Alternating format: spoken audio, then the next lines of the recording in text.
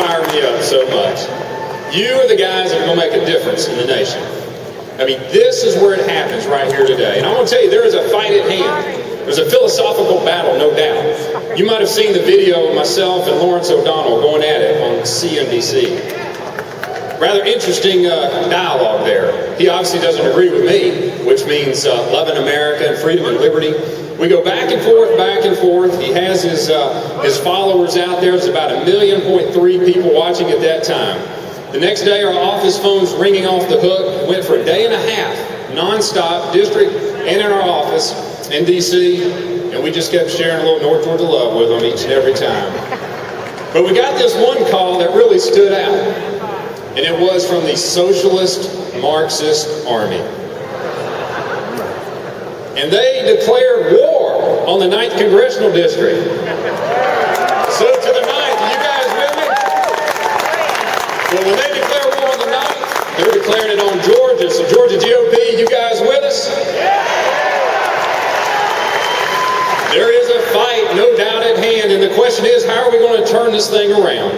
I think it comes to just a couple of basic points. Number one, we have to believe we can make it in America. There is no greater nation on this globe, and if we lose that quest, that desire, that passion that this great nation has, then it's going to be difficult.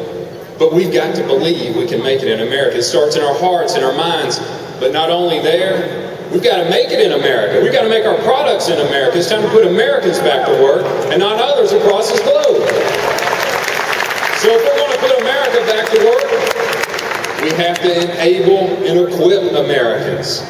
That means getting government out of the way. Let's cut some spending. Let's reduce the size of government. Let's empower the people and enable and equip America. So I've got 3 words for you as we begin this process. I want you to get used to these because this is something that we're going to be promoting this year and next year because it's going to change the course of this nation. And that is, it is time to cut, it is time to cap, and it is time to balance in Washington. We've got some spending to cut. And as a member of the Appropriations Committee, I'm not a spender, I'm a saver. I don't want to spend the taxpayers' money. It's time to save the taxpayers some money. So we're going to cut some spending. We're going back to 2008 levels. That'll be happening here in the next several weeks. But then we've got to cap the spending in Washington. Let's put Washington in a box. How about it? Let's take this box and say, look, we don't care what you put in it, but it's only going to be so big because you can't keep spending money you don't have anymore in Washington. And then it's time to balance the budget in Washington. Are we for that?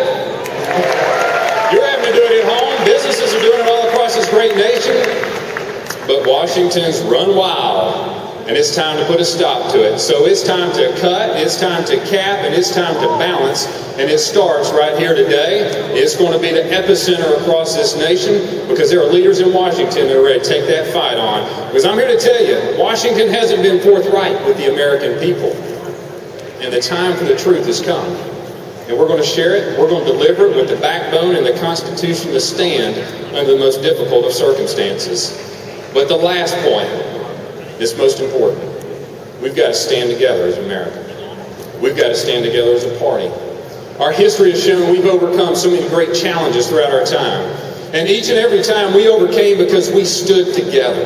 We seized the moment. Whether it's in the Revolutionary War, whether it's my grandfather in World War II, as he flew those PBY Catalinas across the northern Atlantic, having no idea what was going through his mind, I can only imagine. It wasn't what he was against, but it was what he was for. And that was freedom. That was liberty, the American dream itself. We have to stand together as a party and as Americans if we're going to overcome the challenges of today. So I want to challenge you right now. When the left, they attack the Republican Party, when they attack the Tea Party, when they attack the GOP freshmen, let's stand together.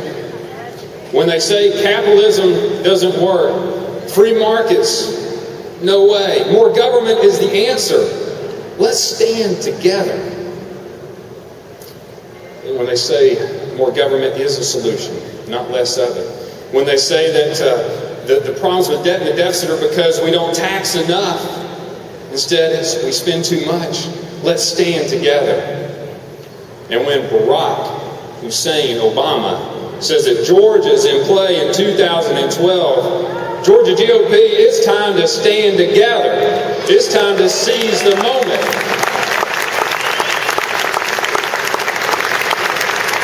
Because there's no doubt that the scribe of history will record the accounts of the next 18 months. And what is recorded will be dependent on what comes out of here today and what moves forward over the next several months. And I am bound and determined that if we're going to change this nation, it's because we have built on the greatness of our past and not giving in to complacency and fading off into history. So I'm here to challenge you today. It's time to stand together. It's time to seize the moment. And as the scribe of history records her thoughts in the future, might it be known that it was the state of Georgia and her GOP that stood together, seized the moment, and changed this nation for the next generation. God bless you and thank you.